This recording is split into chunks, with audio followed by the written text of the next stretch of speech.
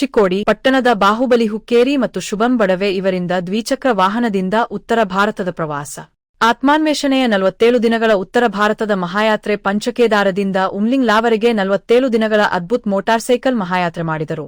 ಪ್ರಯಾಣಿಕ ಬಾಹುಬಲಿ ಹುಕ್ಕೇರಿ ಮಾತನಾಡಿ, ಒಂದು ಜೀವನವನ್ನು ಬದಲಿಸಿದ ಅನುಭವ. ಕೆಲವು ಪ್ರಯಾಣಗಳು ಕಿಲೋಮೀಟರ್ಗಳನ್ನು ಮಾತ್ರ ಅಳೆಯುವುದಿಲ್ಲ, ಅವು ಮನುಷ್ಯನ ವ್ಯಕ್ತಿತ್ವವನ್ನು, ಧೈರ್ಯವನ್ನು ಮತ್ತು ಆತ್ಮವಿಶ್ವಾಸವನ್ನು ಅಳೆಯುತ್ತವೆ.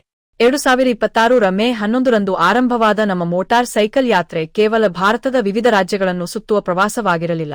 ಅದು ಶಿವನ ದಿವ್ಯ ಸನ್ನಿಧಿಗೆ ಸಾಗಿದ ಭಕ್ತಿಯ ಪಯಣ, ಪ್ರಕೃತಿಯೊಂದಿಗೆ ಬೆಸೆದುಕೊಂಡ ಆತ್ಮೀಯ ಅನುಭವ, ಭಾರತೀಯ ಸೈನಿಕರ ತ್ಯಾಗವನ್ನು ಕಣ್ಣಾರೆ ಕಂಡ ದೇಶಭಕ್ತಿಯ ಪಯಣ ಮತ್ತು ಜೀವನದ ನಿಜವಾದ ಅರ್ಥವನ್ನು ಕಲಿಸಿದ ಒಂದು ಮಹಾ ಸಾಹಸವಾಗಿತ್ತು.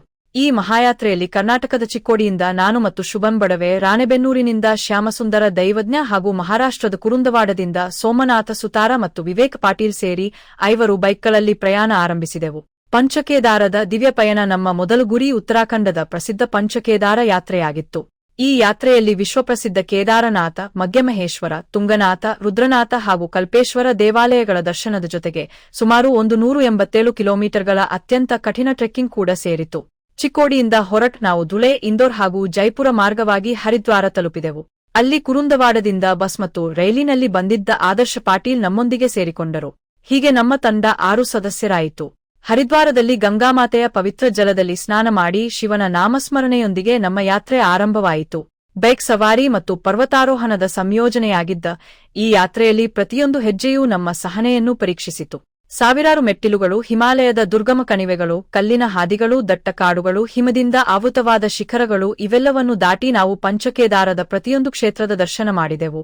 ಪಂಚಕೇದಾರ ಯಾತ್ರೆಯ ನಂತರ ಬದ್ರಿನಾಥ ಧಾಮದಲ್ಲಿ ಶ್ರೀ ವಿಷ್ಣುವಿನ ದರ್ಶನ ಪಡೆದು ಅಲ್ಲಿಂದ ಮಾನ ಗ್ರಾಮಕ್ಕೆ ತೆರಳಿದೆವು. ಭಾರತದ ಮೊದಲ ಗ್ರಾಮ ಎಂದು ಪ್ರಸಿದ್ಧವಾಗಿರುವ ಈ ಸ್ಥಳದಲ್ಲಿ ಭಾರತೀಯ ಸಂಸ್ಕೃತಿ, ಹಿಮಾಲಯದ ಸೌಂದರ್ಯ ಮತ್ತು ಗಡಿಯ ಜೀವನವನ್ನು ಹತ್ತಿರದಿಂದ ಅನುಭವಿಸಿದೆವು. ಮಾನಾದ ನೆನಪುಗಳನ್ನು ಮನಸ್ಸಿನಲ್ಲಿ ತುಂಬಿಕೊಂಡು ನಮ್ಮ ಮೊದಲ ಹಂತದ ಯಾತ್ರೆಯನ್ನು ಶಿಮ್ಲಾದಲ್ಲಿ ಪೂರ್ಣಗೊಳಿಸಿದೆವು ಎಂದು ಹೇಳಿದರು. ಶುಭಂ ಬಡವೆ ಮಾತನಾಡಿ, ಸ್ಪಿತಿ ವ್ಯಾಲಿ ಪ್ರಕೃತಿಯ ಅದ್ಭುತ ಕಲಾಕೃತಿ. ಶಿಮ್ಲಾದಿಂದ ಆರಂಭವಾದ ಸ್ಪಿತಿ ವ್ಯಾಲಿಯ ಪಯಣ ನಮ್ಮನ್ನು ಮತ್ತೊಂದು ಲೋಕಕ್ಕೆ ಕರೆದೊಯ್ದಿತು. ಭಾರತ ಟಿಬೆಟ್ ಗಡಿಯಲ್ಲಿರುವ ಭಾರತದ ಕೊನೆಯ ಗ್ರಾಮವಾದ ಚಿತ್ಕುಲ್ ರೆಕಾಂಗ್ಪಿಯೋ ಸಂಸ್ಕೃತಿಯ ಸೊಬಗು ಹೊತ್ತಕಲ್ಪ. ಸುಮಾರು 550 ವರ್ಷಗಳಷ್ಟು ಹಳೆಯದಾದ ಗುಹೆ ಮಠದ ಮಮ್ಮಿ, ನಿಶ್ಶಬ್ದತೆಯಿಂದ ಮನಸೆಳೆಯುವ ನಾಕೋ ಸರೋವರ, ಪ್ರಾಚೀನ್ ಟಾಬೋ ಹಾಗೂ ಕೊನೆಗೆ ಕಾಜಾ, ಪ್ರತಿಯೊಂದು ಸ್ಥಳವೂ ಹೊಸ ಅನುಭವವನ್ನು ನೀಡಿತು. ಕಾಜಾದಲ್ಲಿರುವ ವಿಶ್ವದ ಅತಿ ಎತ್ತರದಲ್ಲಿರುವ ಇಂಡಿಯನ್ ಆಯಿಲ್ ಪೆಟ್ರೋಲ್ ಬಂಕ್ನಲ್ಲಿ ಬೈಕ್ಗೆ ಇಂಧನ ತುಂಬಿಸಿಕೊಂಡ ಕ್ಷಣ ಪ್ರತಿಯೊಬ್ಬ ಭಾರತೀಯ ರೈಡರ್ಗೆ ಹೆಮ್ಮೆಯ ಕ್ಷಣವಾಗಿತ್ತು. ನಂತರ ನಾವು ವಿಶ್ವದ ಅತಿ ಎತ್ತರದಲ್ಲಿರುವ ಕೋಮಿಕ್ ಗ್ರಾಮ, ವಿಶ್ವದ ಅತಿ ಎತ್ತರದಲ್ಲಿರುವ ಹಿಕ್ಕಿನ್ ಅಂಚೆ ಕಚೇರಿಗೆ ಭೇಟಿ ನೀಡಿದೆವು. ಡಿಜಿಟಲ್ ಯುಗದಲ್ಲಿ ಕೈಯಾರೆ ಬರೆದ ಪತ್ರಗಳನ್ನು ಮನೆಗೆ ಕಳುಹಿಸಿದ ಆ ಕ್ಷಣ ನಮ್ಮ ಬದುಕಿನ ಅಮೂಲ್ಯ ನೆನಪಾಗಿ ಉಳಿಯಿತು. ಅದಾದ ನಂತರ ಕಾಜಾದ ಪ್ರಸಿದ್ಧ ಕೀ ಮಠ, ಏಷ್ಯಾದ ಅತಿ ಉದ್ದದ ತೂಗುಸೇತುವೆಯಾದ ಚಿಚಮ್ ಬ್ರಿಡ್ಜ್ ಮತ್ತು ಪುರಾಣ ಪ್ರಸಿದ್ಧ ಚಂದ್ರತಾಲ್ ಸರೋವರ ನಮ್ಮನ್ನು ಸಂಪೂರ್ಣವಾಗಿ ಮಂತ್ರಮುಗ್ಧರನ್ನಾಗಿಸಿತು. ಮಹಾಭಾರತದ ನಂಬಿಕೆಯ ಪ್ರಕಾರ ಧರ್ಮರಾಜ ಯುಧಿಷ್ಠಿರ ಸ್ವರ್ಗಾರೋಹಣಕ್ಕೆ ತೆರಳಿದ ಪವಿತ್ರ ಸ್ಥಳವೆಂದು ಪರಿಗಣಿಸಲ್ಪಡುವ ಚಂದ್ರತಾಲ್ನ ಸೌಂದರ್ಯವನ್ನು ಪದಗಳಲ್ಲಿ ವರ್ಣಿಸುವುದು ಅಸಾಧ್ಯ. ಆದರೆ ಅಲ್ಲಿಂದ ಮನಾಲಿಯವರೆಗೆ ಸುಮಾರು 150 ಕಿಲೋಮೀಟರ್ಗಳ ರಸ್ತೆ ನಮ್ಮ ಇಡೀ ಯಾತ್ರೆಯಲ್ಲೇ ಅತ್ಯಂತ ಕಠಿಣ ಭಾಗವಾಗಿತ್ತು.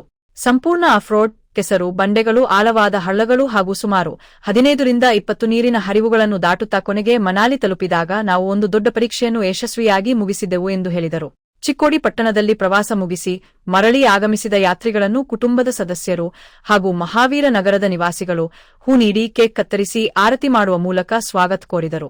ಈ ಸಂದರ್ಭದಲ್ಲಿ ದಯಾನಂದ ತುಬಚಿ, ಶಿವಪುತ್ರ ದರ್ಬಾರೆ, ಅಣ್ಣಾಸಾಹೇಬ ಕಾಮನೆ, ಚಂದ್ರಕಾಂತ ಹುಕ್ಕೇರಿ, ಅಭಿನಂದನ ಹುಕ್ಕೇರಿ ಸೇರಿದಂತೆ ಮಹಾವೀರ ನಗರದ ಮಹಿಳೆಯರು ಉಪಸ್ಥಿತರಿದ್ದರು.